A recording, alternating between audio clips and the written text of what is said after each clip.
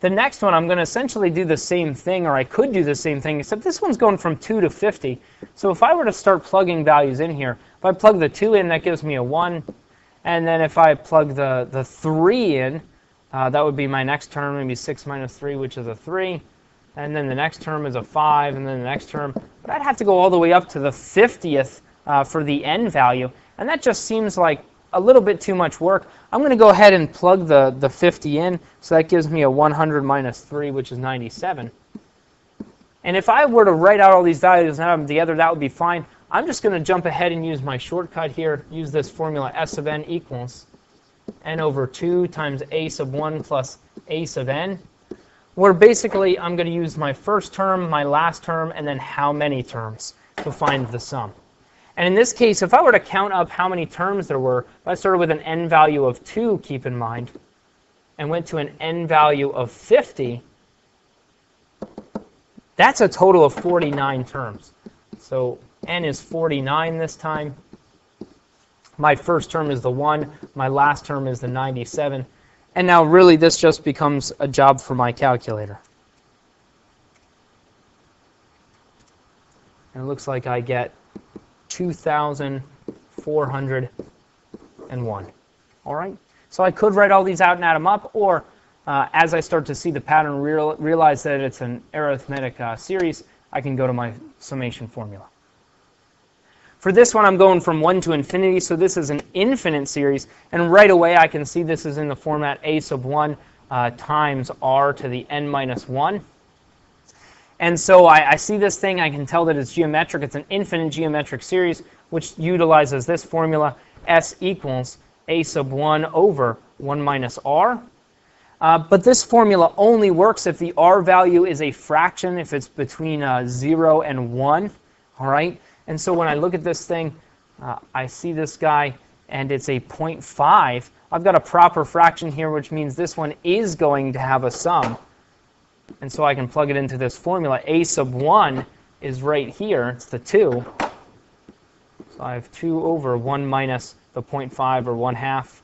So I have 2 over 1/2, which is 4. So this infinite number of numbers is going to add up to 4. And that's it. For this one, it says one card is drawn from a standard deck of cards. What is the probability of drawing a heart? And so for this one, the probability of a heart, well, I just need how many hearts are in the deck. And there are 13 hearts in the deck out of 52 total cards, which is 1/4. That's just one of our very basic, simple probabilities. For number 38, it says a pair of number cubes is rolled. What's the probability of rolling a 6? And so here what we can do is we're still going to do simple probabilities, but we're going to set it up the same way we did our combination type problems, our complex ones, because there's a lot of different ways that I could roll a sum of 6 here. In other words, with my 2 die, I could roll a 5 on the first die and a 1 on the second die. Or I could roll a 1 on the first die and a 5 on the second die. Or I could roll a 2 on the first die and a 4 on the second die. Or I could roll a 4 on the first die and a 2 on the second die. Or I could roll a 3 on each. 3 on the first die and the 3 on the second die, and really that's like that one can't be reversed. And now when I think of this in terms of probabilities, if these are all the options, the probability of simply rolling a 5 is going to be a 1 out of 6. Likewise, the probability of rolling a 1 is a 1 out of 6. So this is also a 1 out of 6 and a 1 out of 6. So every single one of these, the probability is simply a 1 out of 6 for any one given number. But now what I want to do is I want to translate this into ands and ors. And means I multiply, or means I add. And so the ands and the ors are implied here. And now it's just a matter of punching all this in. This is going to give me a 1 over 36. This is a 1 over 36.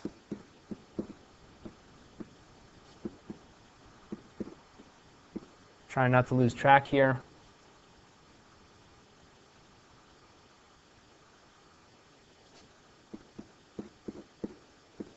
I think I got them all.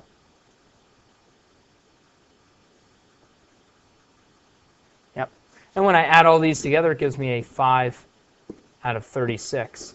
So in terms of the probability for rolling a 6, it's 5 out of 36, and that's it. Number 39, it says, how many ways can the letters in the word Antarctica be arranged? And so this one is a permutation with repetition. I want to arrange these, so I know order matters. It's a permutation. But there are repeated values. If I switch two of the a's, it doesn't change anything. And remember, that's where I want to do the permutation, where I do n factorial over p factorial q factorial.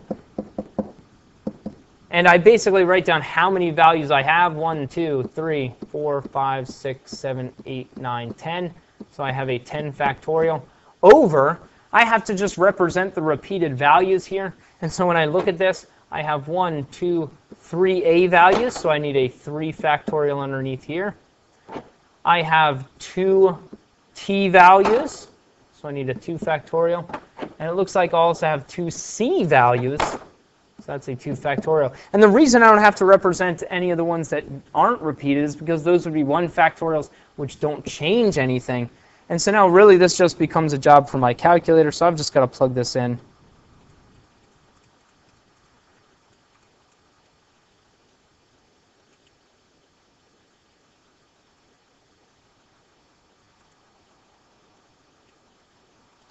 And it looks like it gives me a 151,200 possibilities. Okay? This one, it says how many different two-person teams can be made from a group of 10. And so it's just two-person teams.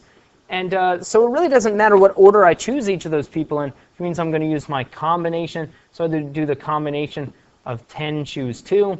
And really, I just plug this into my calculator. I hit the 10, and then there's that NCR button, and then the 2.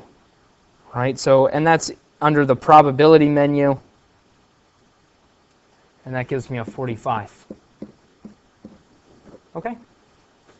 Next one says, how many ways can 5 athletes be listed in a program?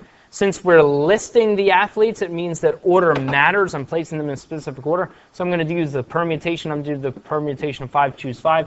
Again, in my calculator, I go into the probability menu. I have to hit the 5, then the permutation button, and then the 5. That gives me 120. The other option for this one is to use my fundamental counting principle. There's 5 slots to list these names. There's 5 options for the first slot. Now I've used one of the names. There's only 4 options, then 3, then 2, then 1. And that would also give me the 120. Okay? For this one, it says locker numbers at a particular school are labeled with 2 letters followed by 3 numbers. And when we're talking about these 3 numbers, we're talking about single-digit numbers, okay? So that's going to be single-digit numbers. And I didn't specify it in here, and I probably should have. We'll say that the numbers and the letters may be repeated, okay? So repeats allowed.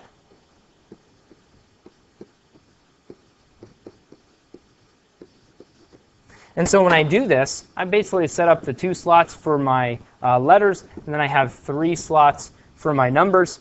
For the letters, since I can't use I and O, and that's very typical that I and O aren't used because they look too much like zeros and ones. And so when I do this, the letters that I can choose from are 24 in terms of the number of options. So 24 options for the first letter, 24 for the second letter. Then in terms of the single-digit numbers, there are 10 single-digit numbers. And since I can repeat those, there are 10 options for each of those values. And now it's my fundamental counting principle. I'm just going to go ahead and multiply these. So I've got 24 times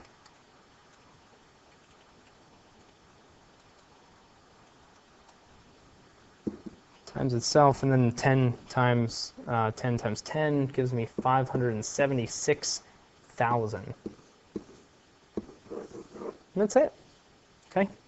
If I take a look at this next one, I just want to simplify each of these logarithms. And really, it's just a matter of plugging these into the calculator. And what I need to do is use my change of base formula. Any base can be rewritten in whatever base I want. And typically, the 2 that I choose are either the common logarithm or the natural logarithm, because those are the 2 that are always equipped on the calculator. All right. For me, I like to use the natural logarithm. So for this one, I do the natural log of what was inside there, which is the 18, over the natural log of the old base, which is a 5. And it's just a matter of plugging this into my calculator. Just be careful. Make sure you have parentheses around the 18. Make sure you have parentheses around the 5 so that nothing gets mixed up here. And you end up with a 1.796. So where I'll round it. All right. I do the same thing with the next one, where I'm doing the natural log of 13 divided by the natural log of 2. And that gives me a 3.7, it's like 00 to 3 decimal places. Okay. And then the last one, I've got log base 4 of 64. And again, you could plug this into your calculator using the natural logarithms. This one's going to end up equaling a 3 exactly. And I can tell that without punching it in just because I know log base 4. 64 is 4 to the 3rd power. And what happens is log base 4 and the 4 cancel, and I'm left with the 3. Okay? But again, you can just plug that one right into the calculator. In number 46, what we have to do is use our properties of logarithms to combine this into one logarithm first. That's the way we always start with these when we're solving a logarithmic equation. So this one, because I have 2 logarithms being added, I can rewrite that as 1 logarithm of the 2 things being multiplied, so it becomes log base 2. When I multiply what's inside of this logarithm times what's inside of this logarithm, it's my distributive property. So that's going to give me an x squared minus 2x. And now that's still equal to the 3. And now to undo log base 2, I have to do 2 raised to the power of each side. So remember, I do a big 2 down here, and I do 2 raised to the log base 2 of the x squared minus 2x equals 2 raised to the 3rd power. Over here, the log base 2 and the 2 cancel out, so it just leaves me with an x squared minus 2x. Over here, I have 2 to the 3rd power, which is 8. And now I can solve this function. I'm going to subtract the 8 from each side. So I end up with x squared minus 2x minus 8 equals 0. And now I'm just going to solve this thing by factoring. When I factor this guy, this factors into an x minus 4 and an x plus 2. And now I'm just going to set each factor equal to 0. So when I do that, the 2 answers that I end up with are an x equals 4 and an x equals negative 2. And the issue here is that I simply can't have a negative that gets plugged in to a logarithm. So one of these is an extraneous solution, and it's the x equals negative 2. I can't have that one, so I get rid of that answer.